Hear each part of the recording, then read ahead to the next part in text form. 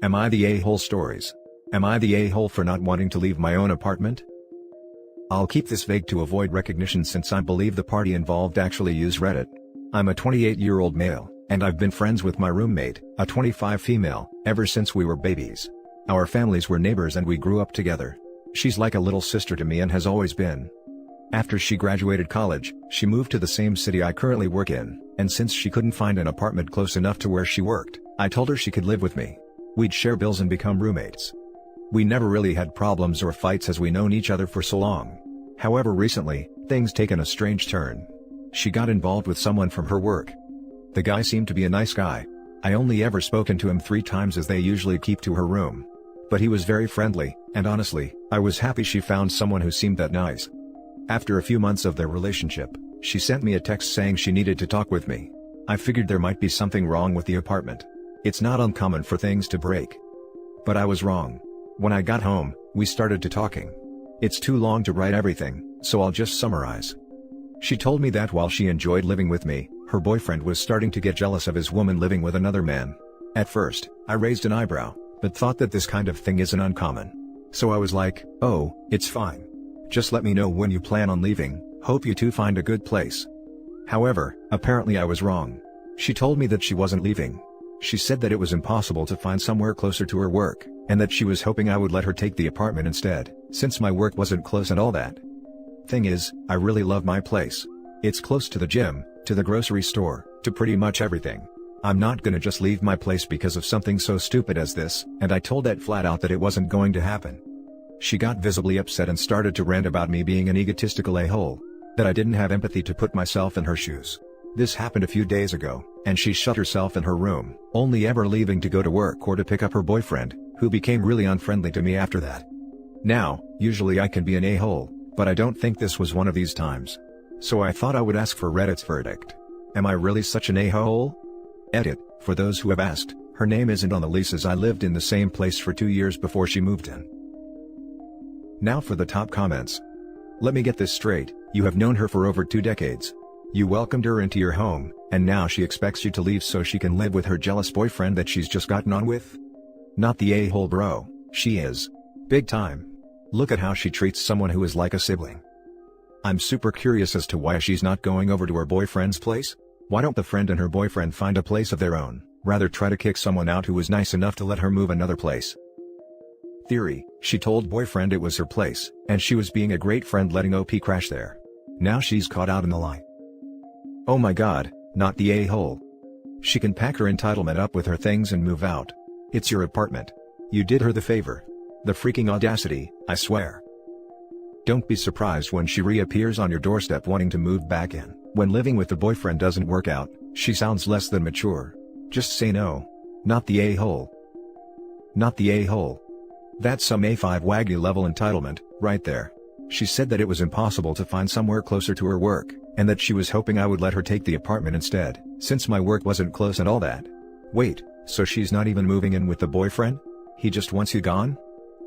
She didn't live by the phrase brothers before hoes, it seems. She willingly throws her brothers away for the boyfriend. That's A5 Wagyu topped with black truffle type of entitlement. Not the a-hole, it was your place first, and she's the one having an issue with the living situation. If her new boyfriend has such a problem with her living with you, then he should offer her to move in with him.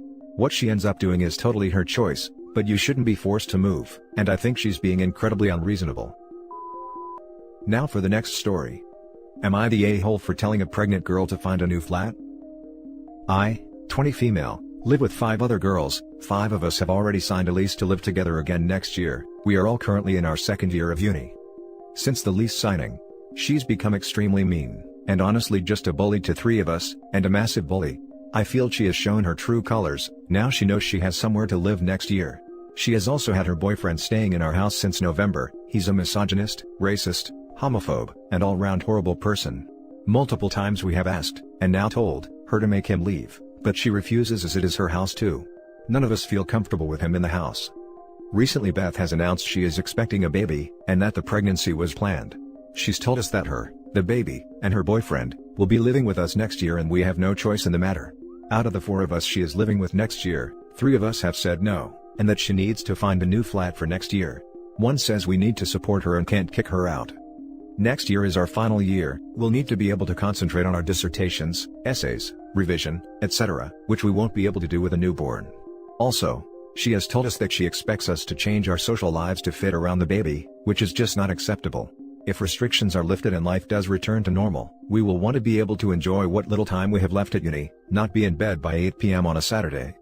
Finally, student-lets are weird, in that each room can legally only house one person, and everyone living there permanently must be a student, so we could all get in trouble for her plan. She has chosen to change the terms of our housing next year by bringing 2 more people in without consulting us. Her and the other girl's argument, and why we may be the a-holes, is that she has as much a right to the house as we do. Also, that as her friends, we should support her and not cause her extra stress during her pregnancy. Apparently, we are as good as making her homeless. There are plenty of 1 or 2 bedroom flats for rent.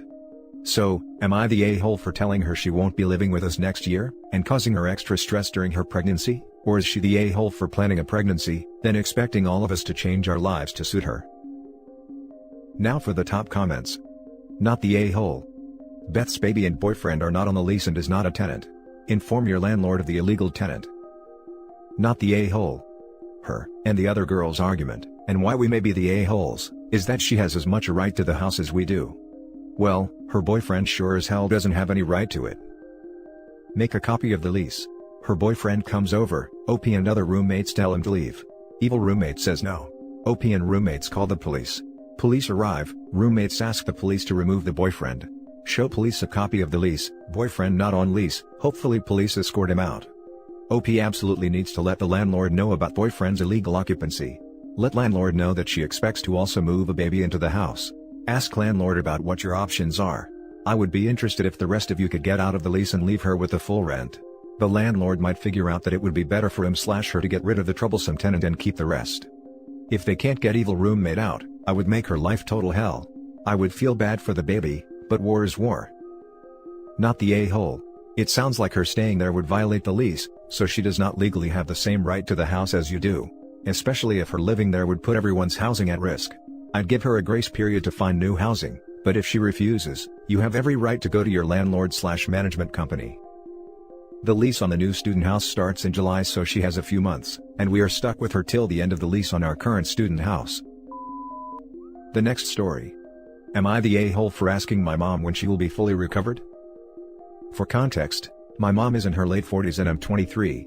My mom had knee surgery a little over 7 months ago. She had a really hard time recovering and I moved back to her home for the first month to take care of her/things around the house. I work remotely so I can stay really anywhere. My partner was very understanding, but he was certainly happy when I came back home to him. Every day since, my mom has called me to ask if I'll drive back home to do tasks for her, take out the trash, move a case of water. I live a little over an hour from her, so I'd usually ask if she'd get one of our neighbors to help as we're very close with them. For the following weeks, I'd go over every weekend to do tasks she had trouble completing. She just called me the other day with great news. Her surgeon has pronounced her recovered. All limitations are removed. We celebrated on the phone for a minute, and she immediately follows this up with, "But I'll need you to go to the grocery store for me because I still can't lift the bags myself." Confused, I asked why, and she said, "It's still too hard on me." I asked her when she thought she'd be recovered from the surgery, and she got extremely upset. She told me that was a horrible thing to ask and I should have no problem helping her. I apologized and said I'd get the groceries, but she texted me later and said she cried for hours when we got off the phone. I'm just confused. The surgeon cleared her completely and said everything looks great. It's been half a year now, and my mom isn't elderly. I don't mind helping while I'm at her house for a visit, I don't mind at all. But I've spent nearly all my free time at her house helping out, and I'd like to know when I'll be able to resume my schedule once again. Am I the a-hole? Now for the top comments. Not the a-hole. Your mother has become dependent upon you to do her tasks and that isn't right. It appears that there may be something else going on here. Your mother may just want to spend more time with you. You need to have a conversation with her and see if it isn't the tasks she wants, but to spend more time with you. She may feel that the only way she can get to see you is to ask for your help and to have you do things for her.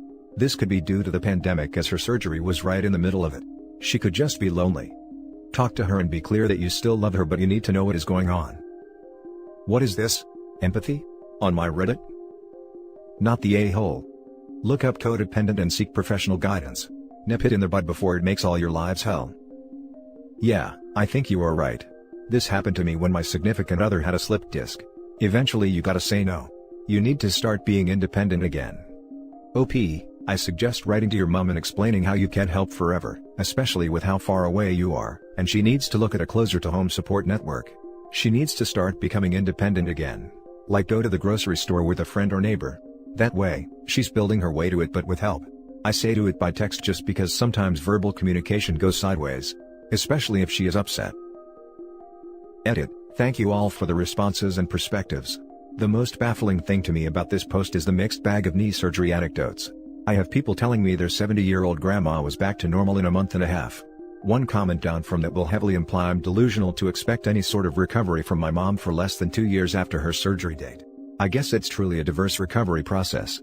I'm going to talk to her and see if the pandemic is making her feel more lonely.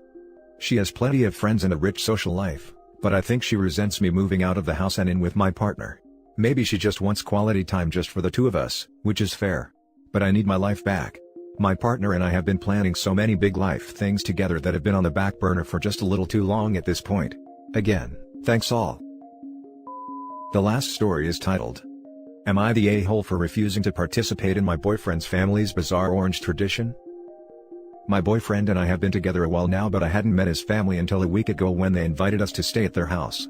I was very excited to meet his parents for the first time, and they were super sweet when I got there. Both of them are lovely people and we all got along well. They gave us free rein to do whatever, but the one thing they insisted on was that we join them for their tradition of eating oranges as a family on Saturday mornings. They grow their own oranges and have been doing this since my boyfriend was a kid, so he was especially thrilled to share the tradition with me as a rite of passage. So the morning came, and his mom brought in some fresh oranges from the garden. We sat at the table and I was getting ready to peel my orange when I saw my boyfriend's mom bite into her orange like it was an apple, with the peel still on. I was so stunned when I saw my boyfriend and his dad do the same thing with their oranges, as if it were totally normal. I guess they noticed my shock because they asked me why I wasn't eating. So, I started to peel my orange, but then his mom told me to stop, that I was eating it wrong and had to bite into it with the skin to get the full experience. I politely told her that I like to peel my oranges and I'm sure they taste just as great either way, but she kept insisting that I had to bite into my orange for tradition. After saying multiple times that I'd rather peel it in the family, including boyfriend, pushing back, I put the orange back on the table and said, though I appreciate the gesture, I personally feel uncomfortable eating oranges that way, and I'd rather not participate. Things were tense after that, and we left the next day. When we got home, my boyfriend chewed me out for being rude and embarrassing him and his family. He said I should have just eaten the orange the right way since his parents were gracious to let me stay with them. I can see his point and I apologized for causing any hurt. I really do like his family and think they're great people, but stand by my decision to opt out of the orange tradition. He feels I could have compromised, and I feel that I should be able to eat things how I want. It's a silly squabble in the grand scheme of things. But my boyfriend and I are really at odds about who's in the wrong and would love an outside opinion. Edit. Some people have been asking what kind of oranges / whether they're actually oranges. All I can say is that, I was told they were oranges and they looked like typical oranges with thick skin. Now for the top comments. I like how we're all just calmly answering this like it isn't some crazy cartoon nonsense. Nobody eats oranges peel at all. I mean heck, they peel into individual sections that are damn near bite-sized. I literally cannot imagine why you would do this in the first place. Have you considered the possibility that they are just messing with you? I don't know if I would be mad or impressed by the commitment. But for real. Not the a-hole. No one gets to tell you how to eat things. That's Looney Tunes.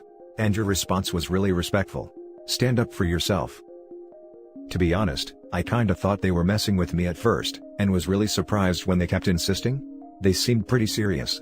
I'm fascinated with their dedication to the tradition, and wouldn't have minded hearing more about it if they hadn't tried to rope me in. I get the people who slice the orange first and then eat the peel, but seeing it eaten like an apple was surreal, not gonna lie. It's a soft fruit. Didn't the juice just go everywhere? Also, did it all stay together? I feel like at a certain point it would have to fall apart unless you take bites in specific places. Did they eat all the way through the middle and just leave the top and bottom to throw out? I have so many goddamn questions about this, it's going to haunt me. Edit. To be clear, I'm not 100% sure you're not messing with us. But if you are a troll, you are by far the most entertaining one I've dealt with, so I'm still here for it. It was as messy as you're probably imagining, and the oranges eventually ended up collapsing, and then they had to eat it in smaller chunks anyway. And LOL, not a troll, but I recognize that this situation is ridiculous enough for people to think that. Not the a-hole. Be glad you didn't stick around for the crab bake laughing my butt off. Not the a-hole, but when your boyfriend talked about this tradition, did he ever mention how they eat an orange differently than most of the world? Did he ever eat an orange outside of this tradition? I'm trying to figure why he didn't prep you more. He never ate oranges with me before this because he said they never measure up to his mom's oranges. He also never mentioned how his family eats it beforehand, which is why I was caught so off guard. And that's it for this video guys. If you have thoughts to share, leave a comment below. Don't forget to hit like and subscribe if you like this content. I'll catch you in the next one. Good day everyone.